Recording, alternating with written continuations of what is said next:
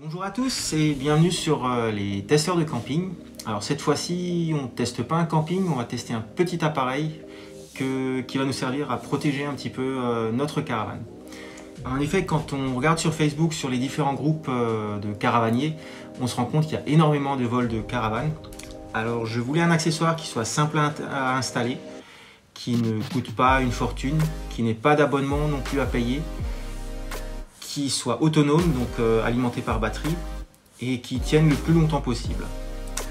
Donc j'ai trouvé ce petit accessoire, voilà, le GPS Tracker de Copenhagen Trackers, qui en fait est un boîtier autonome, un GPS autonome qui a différentes possibilités de tracking et qui ne nécessite aucune installation spécifique dans la caravane. Donc pas besoin de perçage, pas besoin de tirer des câbles d'alimentation, rien du tout. Donc on va ouvrir la boîte tout de suite avec vous. Alors, qu'est-ce que l'on trouve dans cette boîte de tracker GPS?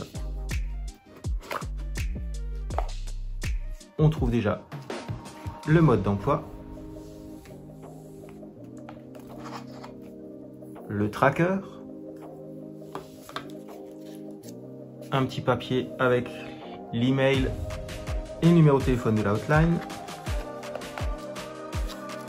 un autocollant pour prévenir les voleurs, je ne vais peut-être pas le mettre sur la caravane, et un scotch double face. Alors comment ça marche? C'est très simple. Au niveau du suivi, il faut créer un compte sur le site CPH Trackers. Ensuite, il faut télécharger l'application CPH Trackers sur son iPhone ou sur son téléphone Android. Et on saisit le petit numéro qui se trouve, je ne sais pas si on voit très bien, ici au niveau du tracker. Alors je le cache volontairement pour pas que tout le monde me retrouve sur internet. Et ensuite, eh ben, c'est tout prêt. Voilà, donc on est sur le site de CPH Trackers. On va rajouter le tracker.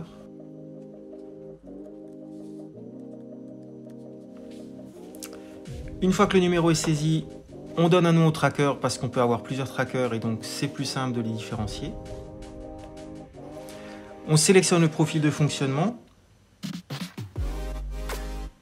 Donc ça, c'est le mode qui conseille au départ.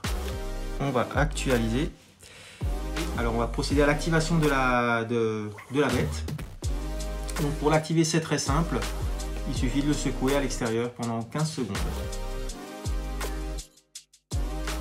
Voilà, le GPS a été trouvé avec succès.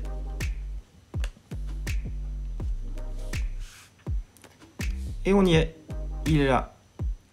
Donc au niveau de la durée de vie de cet appareil, tout dépend du mode de fonctionnement que vous allez utiliser. Donc il y a 5 modes de fonctionnement. Le premier s'appelle le burning mode, le mode gravure en français, alors ils l'ont un petit peu traduit bizarrement. C'est un mode où l'appareil envoie une position toutes les 10 minutes. C'est le mode qui consomme le plus de batterie, le mode qui est le plus énergivore. Il y a une possibilité de régler un mode où l'appareil envoie une position toutes les 24 heures.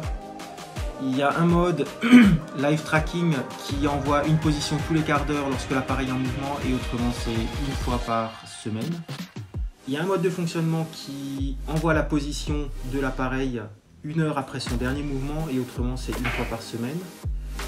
Ou alors on peut aussi décider de choisir un fonctionnement où l'appareil envoie une position toutes les 7 jours, donc une seule fois par semaine. À savoir que plus l'appareil envoie de positions, plus il va consommer de batterie. Donc en utilisant le mode envoi d'une position toutes les 24 heures, la batterie est prévue pour tenir 4 heures. Si on choisit le mode une position tous les 7 jours, la batterie peut tenir jusqu'à 10 ans. Voilà, la présentation de ce petit appareil est terminée. Il ne reste plus qu'à trouver une place discrète pour l'installer dans la caravane. Bonne journée à tous!